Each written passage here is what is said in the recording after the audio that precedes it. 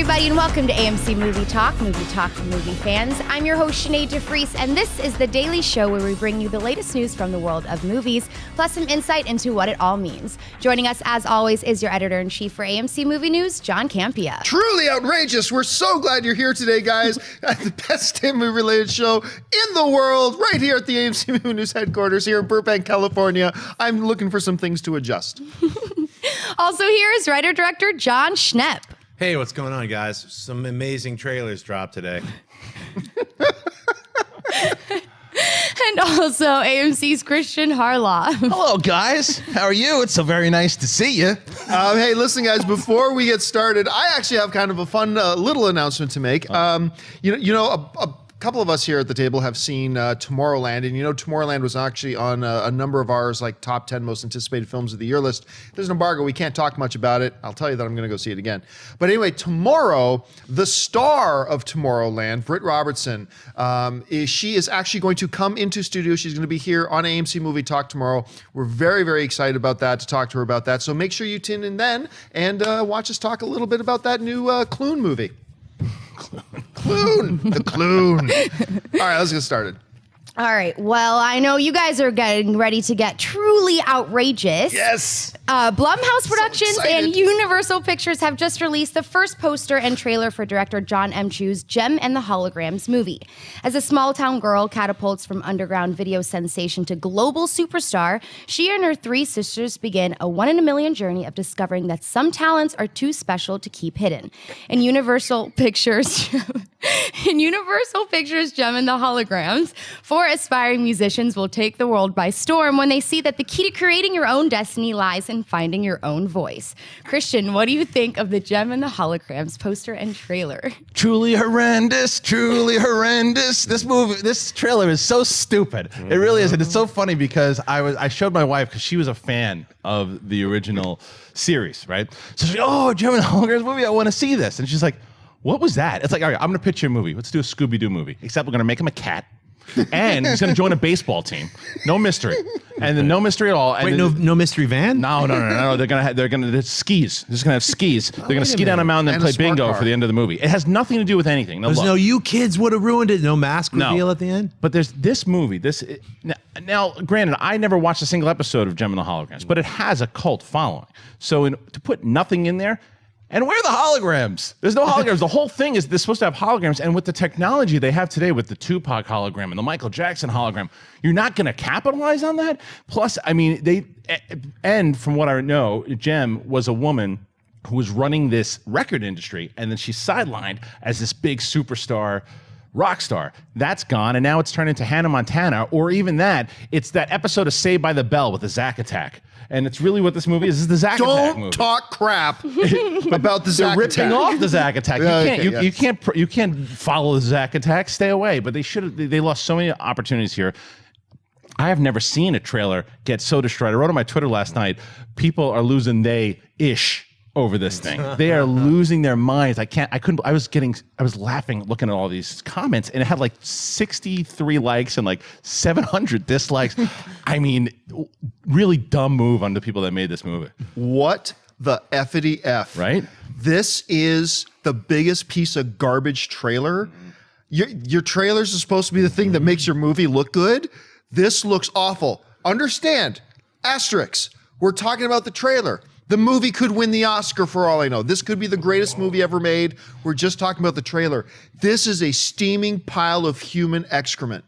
This is awful. I watched this for about 5 seconds. I'm like, what? Okay, look, and I understand none of us at this table, maybe Sinead, are not really the demographic that this movie's targeting. Okay, I get that. Totally understand that. But here's the thing. You always hear me talk about, I'm totally for movies taking liberties with things. Wolverine doesn't need to wear yellow spandex and be 5'1". This guy, Superman doesn't have to have the curl in his hair. You can change some things as long as you stick to the core values of the character. Jem is supposed to be the head of a big multinational record industry. Now, her name's not Jem, though. And her father leaves behind this incredible computing technology built into her earrings that project this holographic image around her to give her a pseudo-identity as this rock star Jem. And then her friends, whatever, come along, they make this band and blah, blah, blah. That's the core. That's the identity of what Jem and the Holograms is. Like John M. Chu just came around, unbuckled the belt, ripped down the zipper, squatted them, size 18 jeans down around his knees, squatted, and just took a dump over anything that people liked about Jem and the Holograms. Chewing the dumps. It's gone. This looks terrible. And like my friend tweeted me this yesterday, but it's totally true. Let's look at Josie and the Pussycats. It's a movie about a young girl becomes a rock star with her friends, and the evil music management people come along, convince her to ditch her friends and go solo, but then friendship wins out at the end. What is this movie going to be? It's about a young woman becomes a big star with her friends in the band, evil management comes along, convinces her to ditch them, go solo, and then friendship wins out at the end. It's the same. I gotta stop. Schnepp. Defend this movie. Please defend this movie. Sleeper hit of the year. I personally... I'm looking forward. I might even do it myself when the movie actually comes out to re-edit the entire thing. Maybe put some kind of spooky, Argento style, like goblin music, and like really slow motion shots of them with the weird 80s makeup. I don't even know where to begin, really. I mean, definitely this is not a film that screams out to me anyway at all. But I was like, hey, Jem and the Holograms, a weird kind of 80s cartoon. I wonder maybe it'll be fun. It just looks so bad. It looks like an ABC garbage film of the week, where they were like, we don't know where to put it. Put it on Thursday at 3:00, Like, I don't even know if children will watch it. I don't know if children will watch it, but we can at least get some ads in there. So I don't know what the motivation for the film was. Someone got the rights for $5 and we're like, we got to move on it. Like a Fantastic Four Corman thing. We have to make the movie before I don't even think everyone was like trying to grab the rights. I don't really understand why it didn't follow at least the storyline of the cartoon. I'm shocked too, because there was a battle for the rights for a while to bring it just on TV, and then to be able to sell it into a movie. There must have been a process. And they just went, because of G.I. Joe and because of Transformers, they went off the 80s name. But I mean, like you guys said, there's nothing there. I saw the hologram. It's in her. It's when she did her first a YouTube hit. Like for some reason, it was like recorded with a hologram. But it's not the No. I'm just saying that's them trying to surfacey. It's just all of it. None of it is there. And I think it's a waste of the name. They could have called that movie anything. And I think because you even saw it in that trailer from the makers of Pitch Perfect. They're going after that audience, Pitch Perfect, Glee. And they just should have done so much more with the technology, what they could do today. It was a huge miss. But you nailed it when you said this movie is called Jem and the Holograms. You understand what the identity of this property has always been. Where's the Holograms? It's like having a Bourne movie without Jason Bourne. Well, wait a minute. We did that example. All right, what's next? Fresh off her critically acclaimed work on the Academy-nominated film Selma, director Ava DuVernay is reportedly in talks with Marvel Studios to direct one of their upcoming feature films. The two films being mentioned are Black Panther and Captain Marvel, according to The Wrap. Both potential films are scheduled for 2018, with Black Panther being the most likely candidate.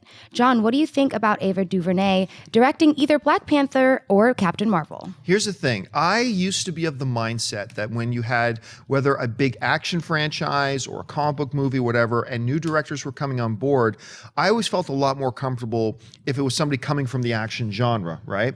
But then what happened? For a long time, before Captain America Winter Soldier, Thor, the first Thor film, was actually my favorite standalone film of the Marvel Universe. And that was directed by a Shakespearean dude. Right. Kenneth Branagh directed that, who had, didn't have big action, tentpole projects in his thing, but he just knew how to handle characters and tell stories. Then what did we get? Then Captain America Winter Soldier comes around. It gets a couple guys who's done television stuff, nothing like this. How I Met Your Mother is directing, and what did we get? We got an awesome movie. And what my feelings have turned around to is that, you know what? The most important thing about a director is getting the best performances out of the actors, telling the story, pacing their story, and being able to handle narrative. You can get action choreographers. You can get good cinematographers in there. You can get guys who can help you with your action, but you can't bring people along to help you tell a good story. And this woman knows how to tell a good story. She was able to take in Selma, you know, elements of things that we knew, elements of things that we didn't know, and put it together into just 2 hours of compelling narrative that drew you in and was rightfully so nominated for a Best Picture nomination. She's great at telling story. Let everybody else worry about what the action is going to look like and all that kind of stuff. So while 5 months ago, 6 months ago, I would have been, hey, she's great, but I don't think she's right, to, you know what, I'm totally excited. I think Black Panther's probably better for it because that's the movie coming out sooner. And it would be nice to see them not just put her on Captain Marvel let's give her the movie that has the woman as lead character. But I'd be good with either one of them. So I'm excited about it. Schnepp, what do you think? Yeah, having not seen Selma, I don't know what her directing style is, but everyone that has seen Selma has told me it's a great, moving, emotional piece. So I'm looking forward to seeing it. I think it's great that Marvel is reaching out to not only get a female, but also to have a female direct a non-female led film. I would like it if she was making Black Panther, because then it's not just get a woman to direct the woman film. You know what I mean? It feels like Captain Marvel could be directed by anybody, and so can Black Panther. So I'm all for it. You know. Christian? I love it. I love it on either choice. The only thing I'm worried about, because she came up with this movie of Selma, great movie, big movie, but hasn't done the big blockbuster action movie yet. And the only thing I'm worried about is the fact that she could get bullied, like kind of what happened to Gavin Hood with X-Men. Wolverine, right, Origins. So, and not that will happen, but I'm always worried about sometimes when they just pull someone who hasn't done it before. But Marvel has gone after significant talent with their directors. Yeah. They've done it, and they're doing it again here if this is indeed the case. And I actually would like to see her do Captain Marvel. I don't think over anything, because I think that you could say either one if you wanted to. I don't want to be negative on it to where you say, well, it's just going to be a woman directing a woman or a black woman directing a Black Panther, you know, because Yeah, you could say either one. So for me, I think that either one would be great, and I'd like to see what she could do, because both characters, powerful. She's good with powerful characters. I'd want to see her do that. Either way, I think this is great news. All right, folks, we've reached that part of the show for buy or sell. Here's how this works. In front of her, Sinead's got a few other items in the world of movie news. She's going to run them down. And then Schnepp, Christian, and I are simply going to say whether we buy it or sell it. So, Sinead, what do we got? Also dropping a new poster and trailer is the new horror film from director Guillermo del Toro, Crimson Peak. When her heart is stolen by a seductive stranger, a young woman is swept away to a house atop a mountain of blood-red clay, a place filled with secrets that will haunt her forever. Between desire and darkness, between mystery and madness, lies the truth behind Crimson Peak. The film stars Mia Wasikowska, Jessica Chastain, Tom Hiddleston, and Charlie Hunnam, and is set to hit AMC theaters on October 16th. Schnepp, do you buy or sell the new trailer for Crimson Peak? I wholeheartedly buy this trailer. I love the poster as well. I cannot wait to see this film. It looks like an atmospheric, beautiful horror film, and it actually looks scary. Like, I think the first trailer I wasn't very scared about. I was like, it's going to have all that beautiful Del Toro-ness to it, but it didn't feel like, okay, you know, scare me. But then this trailer, I actually started to be like, wow, all right, they're not telling too much of the story, but I could see there's a lot more to the story than meets the eye. So I cannot wait to see this film. Christian? I didn't care about this movie when I heard about it. I'm like, I love Del Toro, but wasn't excited. Huge buy. This trailer is awesome. So awesome. Like, everything about it had elements of American Horror Story, but you have these great actors and actresses in this movie, and you see it. It's like, this is a horror film that I can get behind because it looks like it's got depth. There looks like there's stuff happening there like this. It's not just cheap scare. You're going to know why you're getting scared. There's going to be a reason behind it, because Del Toro puts so much into his stories, and the visuals are there, like classic Del Toro visuals. I was so into it. I was watching it before we started. I'm going, well, that's awesome. That's awesome. And now I wish it wasn't coming out in October, which was coming out next week. You know, the trailer to me feels like it shows a little too much. I think there are a lot of big money shots that are going to be in the film that they show in the trailer, but I didn't care. It was so effective. For me, it's a big buy. Mia Wasikowska is really turning into one of these actresses you can just bank on. She's just one of these girls now that when she's going to be in a movie, you just go in assuming she's going to knock it out of the park. Let's see what the rest of the movie does. Tom Hiddleston looks solid. But what gave it The personality for me, what really gave the personality of the trailer for me was Jessica Chastain. That character and the lines she used and the way she carried it out added such a creepiness to it, and I am dying to see the dynamic between her and I'm gathering the Tom Hiddleston character as her brother to see how, if it's really true or if this is a misnomer. I just think the trailer was terrific. It got me interested in it. It's hard for a horror trailer to do that for me, and this one did it in spades. So yeah, for me, it's a big buy. All right, what's next?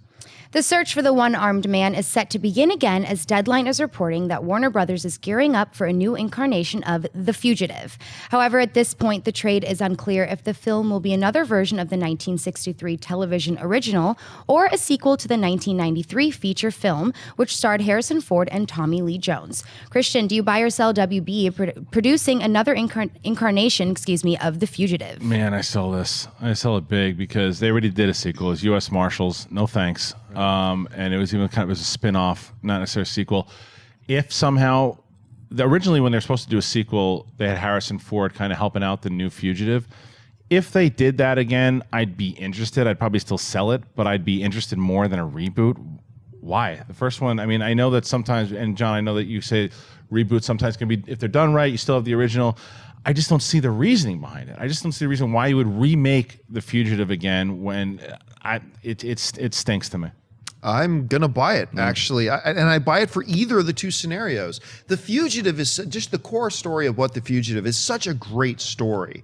You know, this doctor, the woman he loves, he witnesses her murder, and then to add insult to injury, he gets pinned for the murder, gets out. And a lot of movies have borrowed story trips from The Fugitive to tell it. So, and look, the original, but the 1993 one, it's 22 years old. I mean, it's literally a generation ago. You have an entire generation of moviegoers right now who have never seen that film. And so the concept of taking another run at it, doing it again in a more contemporary setting, I think there's value to that. I think there's potential to be another U.S. Marshals, like you were pointing out, absolutely, but potential to be really good. I'm also fascinated about the idea about maybe revisiting, the Doctor again, coming back and visiting the Harrison Ford character again. I mean, look, Harrison Ford, he's coming back to Star Wars. He wants to do more Indiana Jones. Blade Runner. He's coming back for Blade Runner. He's pulling a Sylvester Stallone and Vin Diesel of going back to all the things that worked for him before. So maybe he's having a bit of a renaissance. I'd be curious to see what they do with that. So look, I don't disagree with you. I think the potential for another U.S. Marshals is absolutely there, but I also think it's worth taking a run at. So I'm going to go for buy. I'll buy it for the reason of just doing a total reboot. And not having Harrison Ford and not having here he is 30 years later or whatever, or 20 years later. I think the storyline is ultimately reusable, and just putting it in a contemporary setting, why not? I mean, so many films get remade every 20, 25 years for a new generation, and this is that film, I think, and it's a fun storyline, and I'd love to see it done with cell phones and tracking and GPS and all this other kind of stuff. Like, how's he going to escape this time with basically how do you even leave a room without someone knowing, being able to track you? So, all right, what's next?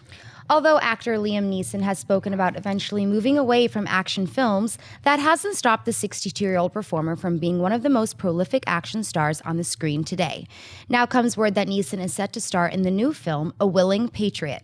An American federal agent goes undercover in South America's dangerous so-called tri-border area, where Argentina, Brazil, and Paraguay meet, in an attempt to dismantle a terrorist funding network. John, buy or sell the sounds of A Willing Patriot? At some point, I'll learn my lesson, but I'm going to buy it. It sounds like a cool 80s style action. The whole idea about the setting where he's going to be going to do it. You're going to send Liam Neeson in there just to kick a lot of ass and shoot off a lot of big guns. I really shouldn't buy it, but I'm going to. Hope burns eternal. For me, it's a buy. Schnepp. I'm going to half buy it. I don't know. No, I'm not going to buy it. I'm not buying it.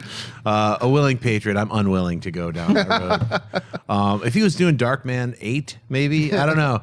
I just think he already said he was going to give up the, I'm running around with guns and stuff. I'm 62. And, if he did Taken 4, I'd buy it. But, this is just, it feels like the same thing, only with a different title. but he's in South America. That makes it totally different. Totally different environment, dude. Totally different movie. Christian. See, if it was taken 4, I'd sell it. So I am going to buy it because I think that when I you agree look with you. I'm because like, yeah. because I don't, and I also don't. I haven't been fooled on the other ones because I didn't mind Walk Among the Tombstones. I didn't mind. You know what? You're right. That wasn't that bad. And Run All Night was fine. The movie they were significantly different from Taken, and that's what I was worried about going into it. This is just going to be the same thing with him running around doing the same stuff, but they were different, and I actually enjoyed both those movies better than Taken 2 or 3. This And seems I didn't like see those 2 movies, so I don't have that edge. right, but when you see the trailers, you assume that it's just the same thing. So, and that's how I felt. But then I'm watching it; they're significantly different movies. And when you could see the screenwriter come in with, I want to do a movie with Liam Neeson, A Willing Patriot. He'll sign on to that. That sounds like a Liam Neeson movie. And it does. It sounds like a good one. It sounds like there'll be more depth to it. I'd much rather see him do something like this if he's going to do another action movie than something like Taken 4 or even whatever Unknown 2 or whatever sequels. Let him do a couple more. He's only got about maybe 4 Hey, years, look, 3 years left. Nonstop was a lot of fun. And I liked it. Right. was, so there you go. I buy it because I'm just a Liam Neeson fan, not Leslie Nielsen. All right, folks. We've reached that part of the show for mailbag. Listen, if you've got a topic or a question you'd like us to address on the show, you can email us anytime at amcmovietalk@gmail.com. Now, before we get to the email questions today, some of you remember that on yesterday's AMC Movie Talk, we started talking about a couple of topics. And for whatever reason, John Schnepp over here was channeling his inner Paddington Bear. And I wasn't the only person who kind of recognized that. Some other people. So if can we bring up that picture? Let's take it. Well, this is another one. We also started talking about Spicy Larry, and he was doing it for whatever Spicy Larry was doing. That's the voice Hot of Jar Jar Pursuit. Binks. Wasn't Hot Pursuit like it translated into Spicy Larry? That's Or what and we said maybe we should name Aquaman that, And I said, then Schnepp said, a Spicy Larry. So, and Schnepp said, some of you guys make a poster for it. And you guys started sending, and here's a couple of examples. I love that one with the dolphin. That's great. There we go. Schnepp as Paddington. It's a Halloween costume. I'm ready to go to London now. I've packed up a lot of my Misa Spicy Larry terrifying. sauce. And then the other Spicy Larry poster. So thank you guys and we got a few more as well. So thank you guys for sending those in. We always love getting these pieces of art from you guys. All right, with that out of the way, let's get to the mailbag questions. Mitchie writes, love the show. You guys do an awesome job, so keep it up. My question, when it comes to blockbusters, would it be a viable business move for studios to release an MP3 of a director's commentary 3 or 4 weeks after the film's release? I'd see Avengers Age of Ultron one last time for a Whedon commentary. Is this a good idea or a bad one for promoting the use of electronics in the cinema, as well as robbing the home release of an exclusive feature? DVDs and Blu-ray, physical media is a dying thing, so don't worry about it. They don't nearly do the numbers that they used to anyway, so don't worry about that.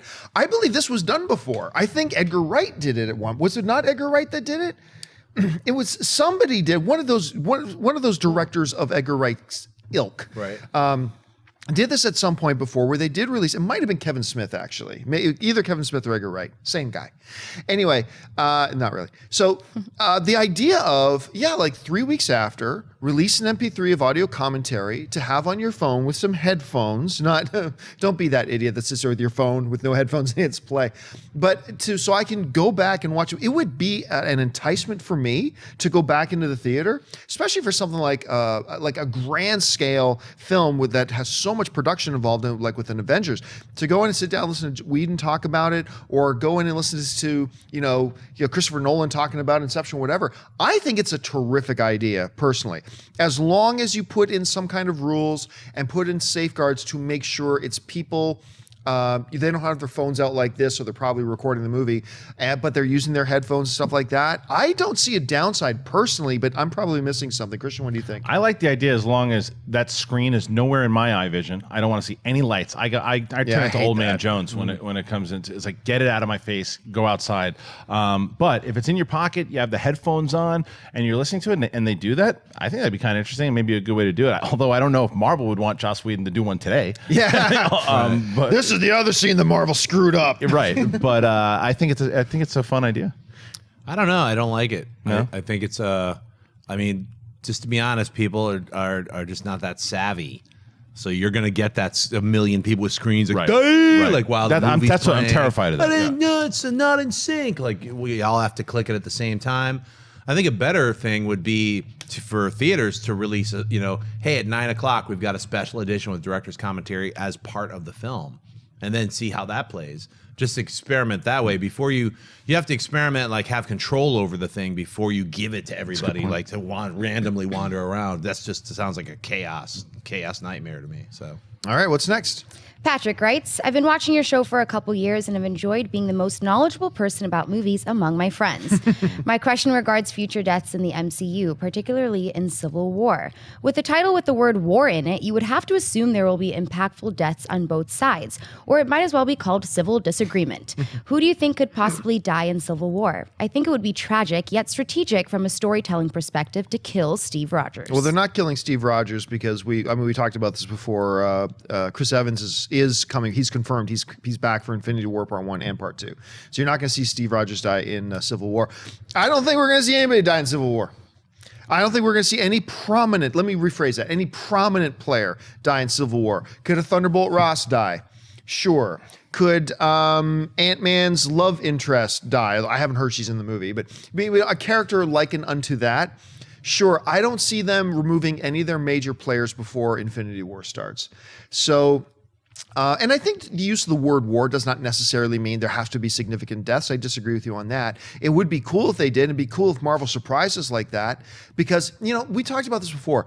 If you kill off a main character unexpectedly, and all of a sudden now for us as audience members watching all your future MCU movies, we are going to be like, anything could happen. Anything could happen, and we got to be prepared for it. It would make it a little bit less predictable, but I don't think they're going to do that. Schnepp, what do you think? Yeah, I hope they kill Steve Rogers. Just kidding. That would kind of suck. I mean, because they did it in the comic books, and that made sense in the comic books. It was a very long storyline, and of course, we realized he wasn't dead, and he came back. Of course, 2 years later. Yeah.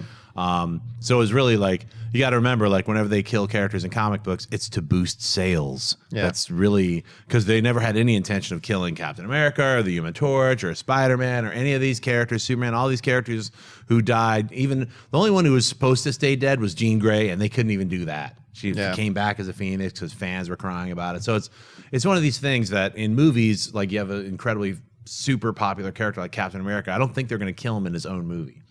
I just think that's weird. Yeah, it's called War. You also have Infinity War Part 1 and 2. So there's definitely going to be, it's obviously going to be a war and a lot of people are going to die, but I don't think the main characters are going to die. Yeah, I think we have a much better chance of seeing some significant deaths in Avengers 3 and 4 and Infinity War 1 and 2. Anyway, what do you think? I think you definitely have a better chance than that because that's where it all comes to a head and New Avengers is going to take over after Infinity War 1 and 2, and they have to because of contracts and everything too.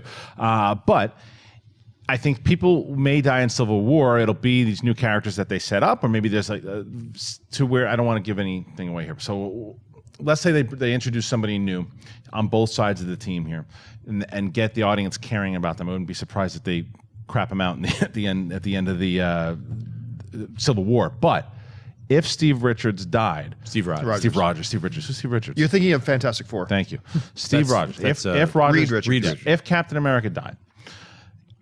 Well, wait a minute. They said that he's contracted in, and because I thought that Jeremy Renner was going to go, and then he's contracted on. So they're not killing anybody. If they do it, like you said, John, it's a ruse, and they wait a minute. Wow, mind blown here, and now Bucky takes over. That could happen. If anyone dies that's big, it's going to be Captain America. Yeah, that would be my guess. And also, just because he's contracted to be in Avengers Infinity War doesn't mean that's not just like a flashback. Right. And then he comes back. Well, except that remember we talked about this a couple weeks ago. Chris Evans just did this interview where he's like, he is on set all 9 months. Like they're shooting 9 months for those films back to back. So I doubt. And he said his whole time is blocked off. It's going to take up a whole year of his time. So I doubt it's just a flashback. Right. And I don't think they're going to pop him off at the beginning of Civil War and he shows up at the end. It's called Captain America Civil War. Right. So it's like, yeah. All right, folks. Listen, we also love to take your questions via Twitter. So hop on Twitter and tweet out a question to us. Just make sure you include the hashtag AMC Movie Talk. That way we make sure we see it. So, Sinead, what's in the Twitter sphere? Adam tweets, is there any truth behind a Jaws remake? I hope not. I do know there was some talk about it, and it's one of those things. Jaws is so awesome, but the setup of it, the basic construct of the story is great too. You could do a Jaws remake. I mean, that movie's now what, like 35? Almost 40. Almost 40 75. years. Was it 75? Oh my goodness. So it's 40 years old. You could do it. You could do it and do it right and make a great movie out of it, or you could do it and do it wrong and it becomes a shame. Like you mentioned, my whole thing is I don't care if you make a bad remake because I'll still have the original anyway. You could do something good here, but even though I've heard there have been talks about it, I've heard nothing definitive. I don't think we're close. I honestly don't. I don't think we're close to getting a Jaws. Have you heard anything? But I got an idea. Let's do a Jaws remake, but don't make it a shark. Make it about an old magician. And then the old magician does a dance on the Santa Monica Promenade and then just watches the baseball just call game. it Jaws. Yeah, and then you call it Jaws. I would go see that. Jaws and the Holograms. Yes. I like that. Yeah, Jaws and the Holograms. Jaws and the I hope not. That movie shouldn't happen, a Jaws remake. I think a Jaws remake should happen. Oh, Yeah. you guys, what's wrong with you guys? Yes. And you know what? I mean, there's no reason why even Spielberg shouldn't sign off on it, you know? I mean, because he didn't write the original book. That's Robert Benchley or something. Yeah. He wrote Jaws. But it's going to be a not like, CGI shark this time around. You're going to see the shark so much. There was such a when they lost that. Look, you the know, fact that- You're making assumptions. yeah, though. you're making I assumptions. cannot hate on stuff because if in that case I would be like, oh, whatever happened to that Desi Arnaz The Thing from the 50s? I hated John Carpenter's movie that came 30 years later. You know, you just can't. You cannot like say you can't make remakes. This is Not remakes. Just Jaws. Jaws is a different animal. It really is. Just from the problems that it ultimately had on the set led to it being the first blockbuster movie. But that's it really the case did. in so many films. There's problems on set. They had to be creative. Sure, but it's just this is one. I'm not a guy that says everything shouldn't be remade. Although today I've done it twice. I normally don't do that. But Jaws is just one of those ones. I think there should be a certain untouchable list, and to me, Jaws is one of But those. honestly, I know this is my fallback position, but honestly, what harm does it do to the original Jaws if they make another Jaws now, and let's say it's terrible. Let's assume that it's terrible. I mean, look, they came out with another Running Man, right? Wait, was it Running Man or what was the one with Colin Farrell? Total Recall. Total Total Recall. Recall. They came out with another Total Recall, which most people totally hated, right? Yeah, I thought it sucked. Everybody still thinks of that Arnold Schwarzenegger film when you talk about no harm was And done I to it watched at all. the Arnold Except for one people's last wallets. year, and I was like, yeah, that's the Total Recall. The other one just doesn't even really exist. Well, It's just I like the actually- Matrix 2 I and actually 3. didn't mind the Colin Farrell Total Really? Recall. The funny thing is that Total Recall with Colin Farrell was actually more true to the Philip K. Dick story than the Arnold one was, and I love the Arnold one Right, more. but it's like sometimes it doesn't matter. It doesn't matter. Like the book, go ahead and read the book. This is totally different. Now I know that there's a story. You know that story that's told on the boat about The USS, the U.S. Navy ship that went the down. Navy Yeah. ship. That story has been in circulation before. Oh, that should be a movie. That I wanna see. Oh, that should be a movie. Yeah, absolutely. All right, what's next?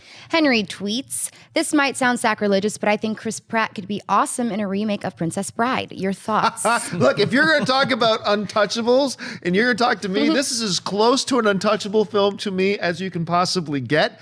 And I would be all for it. I'd be all for it. I doubt it would ever be as good as the original, but it doesn't have to be as good as the original. Maybe we'll just get another good movie. And you're right. Chris Pratt as Wesley?